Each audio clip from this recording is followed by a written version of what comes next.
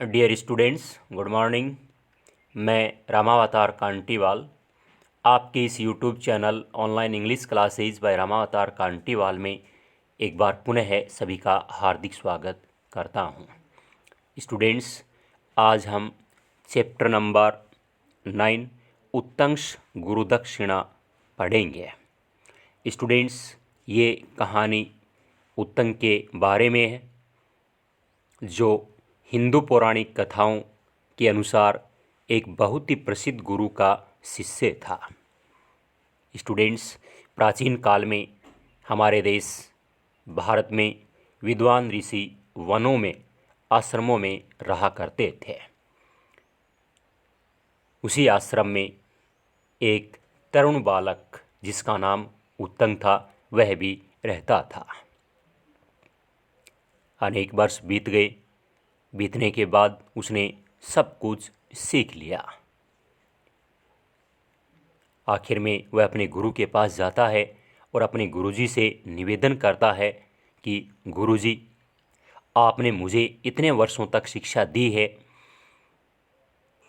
मैंने एक बार भी उसका प्रतिफल आपको नहीं दिया है। आप मुझे ऐसा कोई उपहार बताइए जिसे मैं लेकर आ सकूं और आपको खुश कर सकूं। ये सुनकर गुरुजी ने कहा कि बेटे, मुझे तो ऐसी कोई चीज़ की ज़रूरत नहीं है।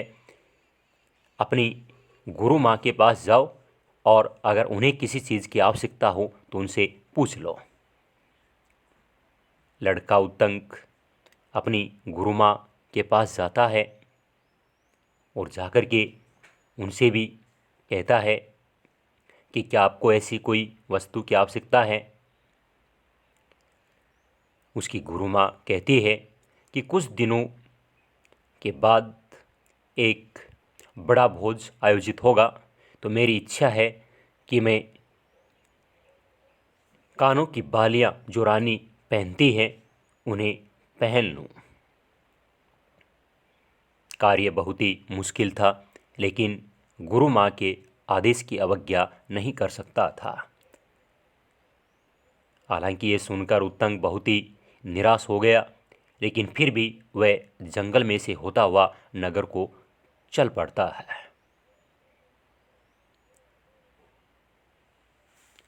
वह बहुत दूर नहीं गया, उसको रास्ते में एक विशाल सांड को अपनी ओर आते हुए देखता है।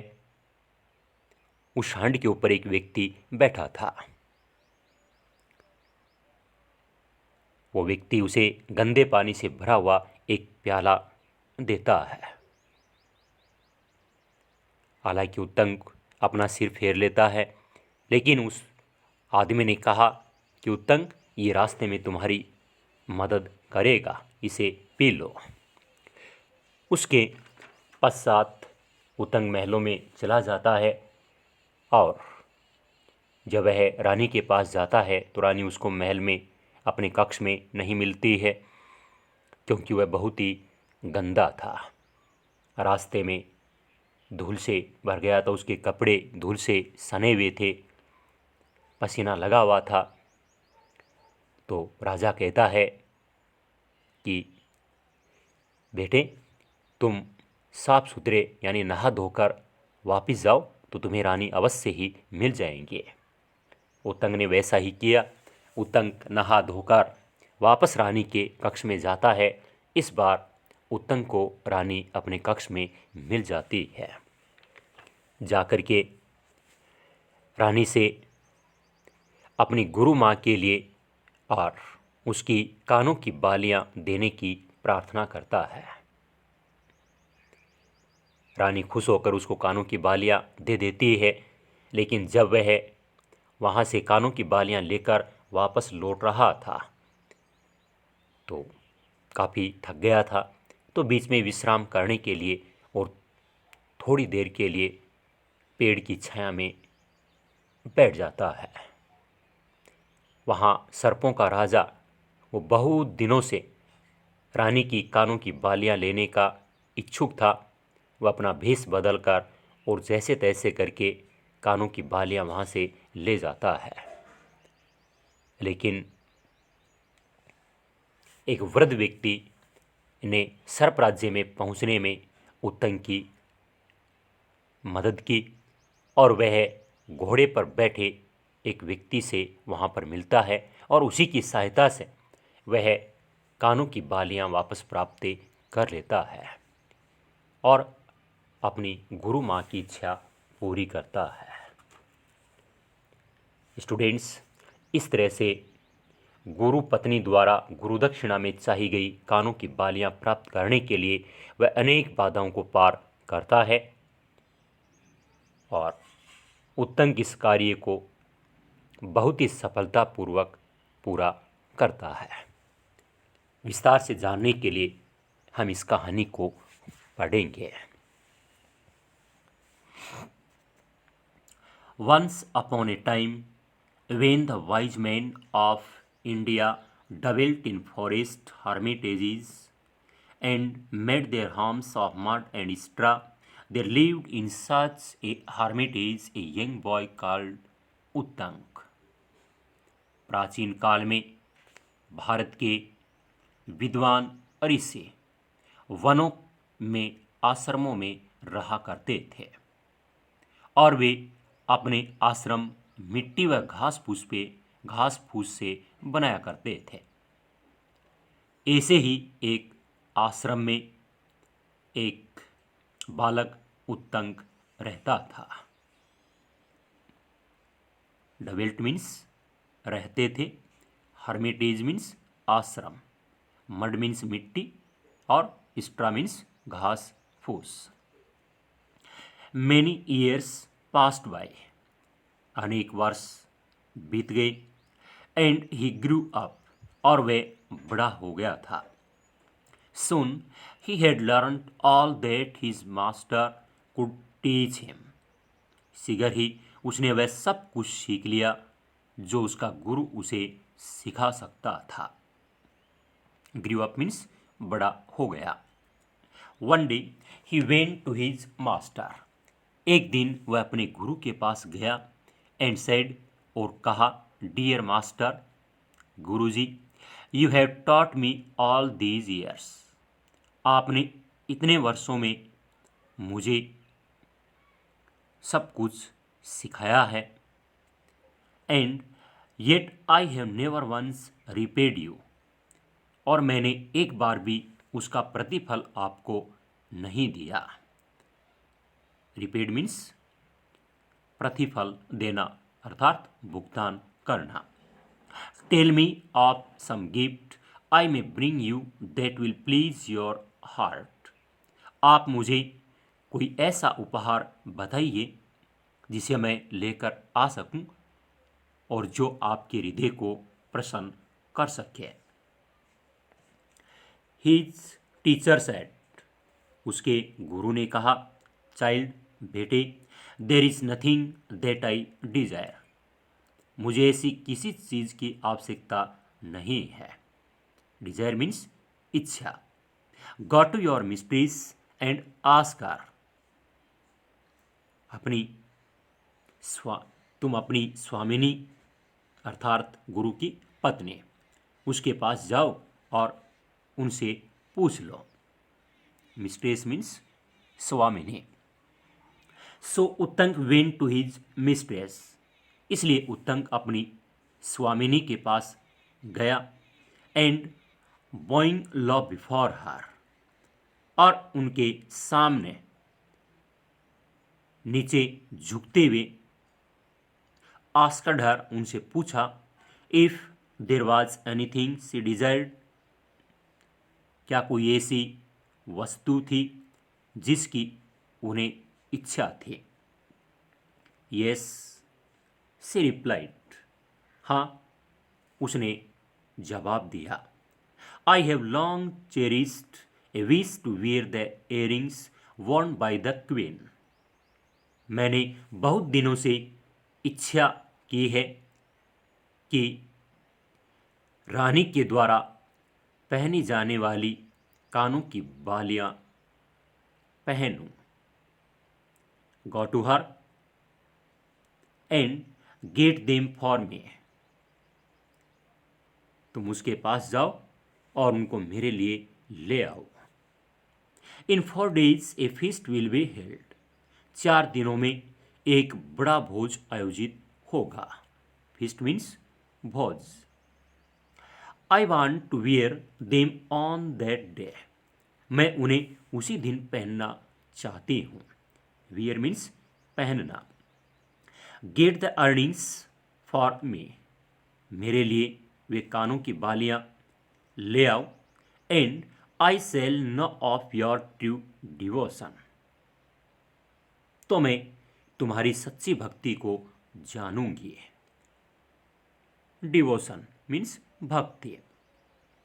उत्तंग hearing this was filled with dismay. Uttang ये सुनकर निराशा से भर गया। फिल्ड मीन्स भर गया, डिसमे मीन्स निराशा। नेवरदलेस फिर भी he set out through the forest to the city. फिर भी वह जंगल में होता हुआ उस नगर की तरफ चल दिया। Where he knew the king dwelt. जहाँ कि वह जानता था कि राजा निवास करता था। डवेल्ट, डवेल्ट मीन्स रहते थे या निवास करते थे। He had not gone far when he saw a huge bull coming towards him. वह बहुत दूर नहीं गया था, तभी उसने एक विशाल सांड को अपनी ओर आते हुए देखा। हुज मीन्स विशाल, टुवर्ड्स मीन्स की ओर या की तरफ। एज इट ड्रू नियरर, जैसे ही वह और अधिक नजदीक आया, Uttang saw seated upon the bull a man so large. Uttang ने एक व्यक्ति को सांड पर बैठे हुए देखा जो बहुत अधिक भारी भरकम था। That he Drew back in fear, कि वह भय से पीछे हट गया। ड्रू बैक पीछे हट गया। फियर मीन्स भय।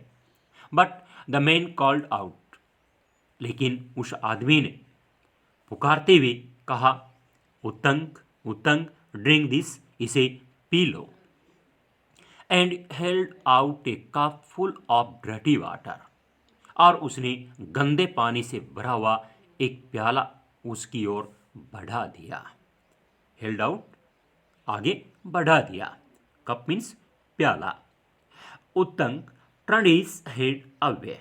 उत्तंग ने अपना सिर फेर लिया। बट द मैन सेड, लेकिन उस आदमी ने कहा, ड्रिंक उत्तंग, उत्तंग पी लो। It will help you on your way, ये रास्ते में तुम्हारी सहायता करेगा। At last he came to the palace of the king. अंत में वह राजा के महल में आ गया। पैलेस मीन्स महल। ही बोल्डली वेंट इनसाइड, वह साहसपूर्वक अंदर गया। And did not stop to look about him till he saw the king himself seated upon the royal throne। जब तक उसने स्वयं राजा को शाही सिंहासन पर बैठे हुए न देख लिया, तब तक वह कुछ भी देखने के लिए नहीं रुका। यानी रास्ते में बीच में कहीं नहीं रुका। सर सेड उत्तंग बोइंग लो। राजा के सामने सम्मान से नीचे झुकते हुए उत्तंग ने कहा, महाराज, I have come from a hermitage in the forest many miles from here. मैं यहाँ से कई मील दूर जंगल के एक आश्रम से आया हूँ। My mistress desires to wear the earrings of the queen on the feast day. मेरी स्वामिनी भोज के दिन रानी के कानों की बालियां पहनने की इच्छा है। And if I do not take them to her, और यदि मैं उनको उनके पास नहीं ले जाऊंगा, I will lose favour in my teacher's eyes, तो मैं अपने गुरु की नज़रों में उनकी अनुकंपा से वंचित रह जाऊंगा। The king smiled kindly upon the boy. राजा दया से लड़के पर मुस्कुराया। काइंडली, दया से। You must ask the queen, he said, go to her chamber and ask her. और उसने कहा, यानी राजा ने उत्तंग से कहा कि तुमको रानी से पूछना चाहिए। उसके कक्ष में जाओ और उससे पूछ लो। चैम्बर मीन्स कक्ष। Uttang went to the queen's chamber. Uttang रानी के कक्ष में गया। But he could not find her. लेकिन वह उससे नहीं मिल सका। He went back to the king and said. वह वापस राजा के पास आया और कहा, सर, महाराज, आई कैनोट फाइंड हर। मैं उनसे मिल नहीं सका हूं। The king looked at Uttang as he stood there. Uttang जब वहां खड़ा था तब राजा ने उसकी ओर देखा। With the dust of travel upon his clothes and his hands and feet dirty and stained. उसके कपड़ों पर यात्रा की धूल जमी हुई थी। डस्ट ऑफ ट्रेवल, यात्रा की धूल। और उसके हाथ तथा पैर गंदे थे और उन पर गंदे धब्बे थे। डर्टी मीन्स गंदे, स्टेन्ड मीन्स धब्बे। Is that how you would got to the queen, he said. उसने कहा, यानी राजा ने उत्तंग से कहा, क्या तुम इस प्रकार से रानी के पास जाओगे? उत्तंग फील्ड असेम्ड। उत्तंग को शर्म महसूस हुई। असेम्ड मीन्स शर्म। Vast and clean he again went in search of the queen. स्नान करके और साफ यानी स्वच्छ होकर वह पुनः रानी की तलाश में गया। This time he found her. इस बार वह उसे मिल गई। The queen held out her hand and Uttang saw the earrings sparkling in her palm। रानी ने अपना हाथ आगे बढ़ाया और उत्तंग ने देखा कि कानों की बालियां उसकी हथेली पर चमक रही थी। एयरिंग्स मीन्स कानों की बालियां, स्पार्कलिंग चमक रही, पाम मीन्स हथेली। You are a good child Uttang, she said. उसने कहा, यानी रानी ने उत्तंग से कहा, उत्तंग, तुम एक अच्छे लड़के हो। I give you the earrings willingly. मैं कानों की बालियां तुम्हें अपनी इच्छा से दे रही हूं। बट बीवेयर, लेकिन सावधान रहना। बीवेयर मीन्स सावधान रहना। These earrings have long been coveted by the serpent king.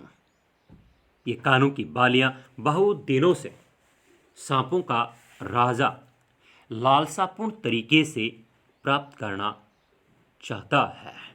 कॉवेटेड means लालसापूर्ण तरीके से। Do not loss them. उन्हें खो मत देना। उत्तंग थैंक्ड हर। उत्तंग ने उसे धन्यवाद दिया। And started for home.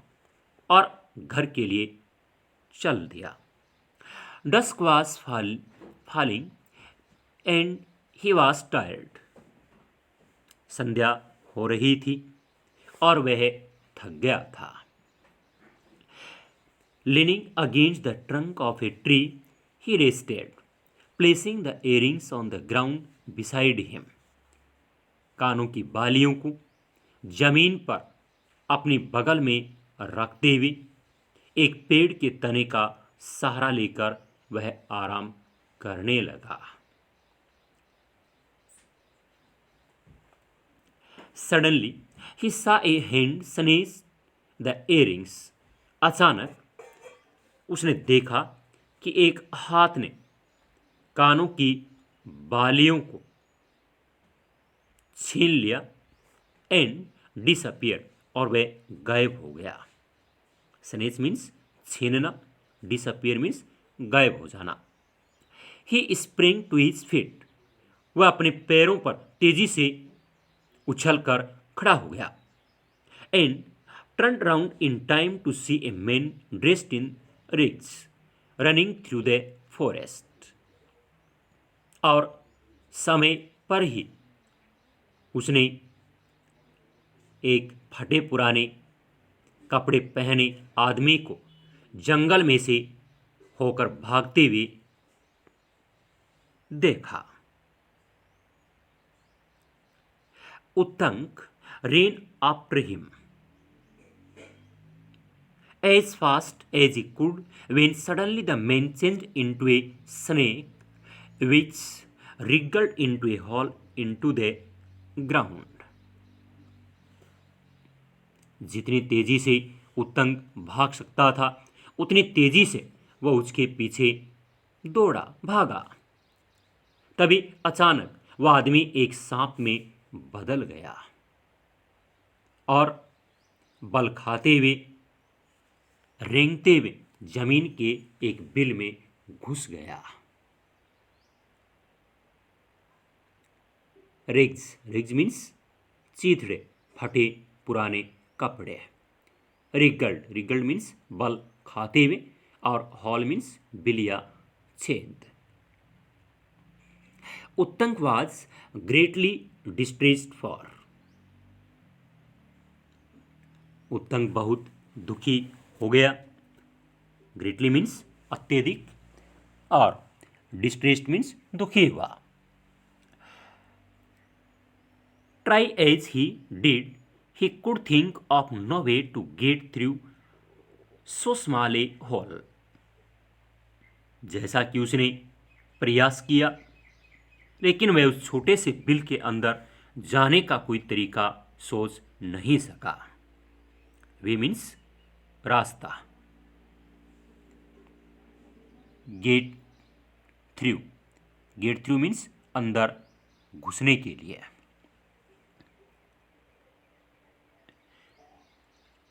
He sat down to lament his fate, और वह अपने भाग्य पर विलाप करने के लिए बैठ गया। सेट डाउन, बैठ गया। लेमेंट मीन्स विलाप करना।